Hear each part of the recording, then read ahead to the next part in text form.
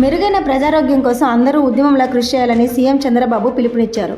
సంజీవని ప్రాజెక్టును జూలైలోగా రాష్ట్రమంతటా అమలయ్యేలా చూడాలని అధికారులను ఆయన ఆదేశించారు. ఏప్రిల్ నుంచి ఎంపీలు, ఎమ్మెల్యేలు, కలెక్టర్లు, వైద్య అధికారులు ప్రజల్లోకి వెళ్లాలన్నారు. ప్రతి నెల 4వ శనివారం స్వర్ణాంధ్ర పాపులేషన్ మేనేజ్మెంట్ గ్రామ సభలు, హెల్త్ క్యాంపులు, అవగాహన కార్యక్రమాలు నిర్వహించాలన్నారు సీఎం. పార్లమెంట్ ముందుకు ఏపీ రాజధాని అమరావతి చట్టబద్ధత బిల్లు రానుంది. కేంద్ర హోంశాఖ బుధవారం లోక్సభలో ఏపీ పునర్విభజన సవరణ చట్టం పేరుతో ఈ బిల్లును ప్రవేశపెట్టనుంది. ఈ మేరకు లోక్సభ బిజినెస్ జాబితాలో దీన్ని చేర్చారు. అక్కడ ఆమోదం తర్వాత రాజ్యసభ ముందుకు వెళ్లనుంది. రేపు ఎల్లుండిలోపు ఈ బిల్లు పార్లమెంట్ ఆమోదం పొందనుంది. ఏపీ వ్యాప్తంగా ఎన్టీఆర్ వైద్య సేవలను నిలిపివేయనున్నట్లు నెట్వర్క్ ఆసుపత్రులు ప్రకటించాయి. 3,000 కోట్ల రూపాయల పెండింగ్ బకాయిలను చెల్లించాలని యాజమాన్యాలు డిమాండ్ చేస్తున్నాయి. ప్రభుత్వం వెంటనే దీనిపై స్పందించాలని కోరాయి. తిరుమల శ్రీవారిని AP governor justice Abdul Nazeer మంగళవారం దర్శించుకున్నారు. ముందుగా ఆలయ మహాద్వారం వద్దకు చేరుకున్న ఆయనకు టీటీడీ ఈవో ముద్దడ రవిచంద్ర ఆలయ అర్చకులు స్వాగతం పలికారు. అనంతరం ఆలయంలోకి వెళ్లిన గవర్నర్ శ్రీవారిని దర్శించుకుని మొక్కులు చెల్లించారు. తెలంగాణ సర్కారుపై విమర్శలు గుప్పించారు మాజీ మంత్రి హరీష్ రావు. కాంగ్రెస్ ప్రభుత్వం వచ్చాక ఇచ్చిన నోటిఫికేషన్ల ఉద్యోగాలపై నిలదీశారు.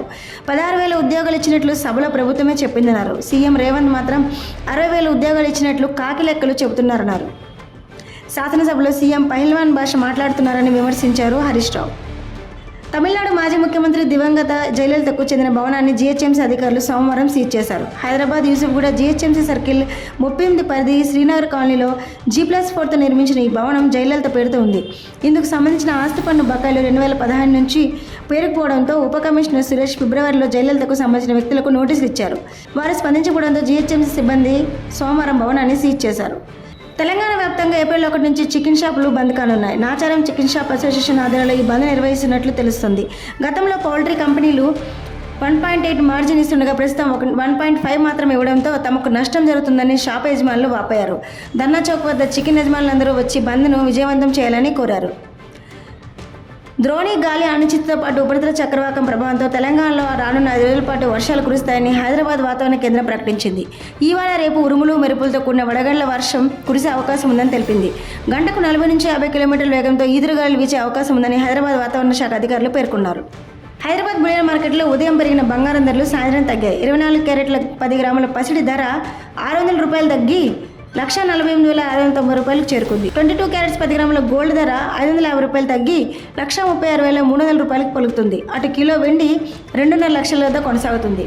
పశ్చిమాసియా ఉద్రిక్తతల వల్ల ఇంధన కొరతతో ఇబ్బంది పడుతున్న దేశాలకు అమెరికా అధ్యక్షుడు డొనాల్డ్ ట్రంప్ వార్నింగ్ ఇచ్చారు. మీరు అమెరికా నుంచి చమురు కొనండి, లేదంటే మీరే హర్ముజ్కి వెళ్లి మీ నౌకలను కాపాడుకోండి అని స్పష్టం చేశారు. తమకు ఎవరూ అండగా రావడం లేదని, అలాంటప్పుడు మీకోసం మీరే పోరాడడం నేర్చుకోవాలని సూచించారు.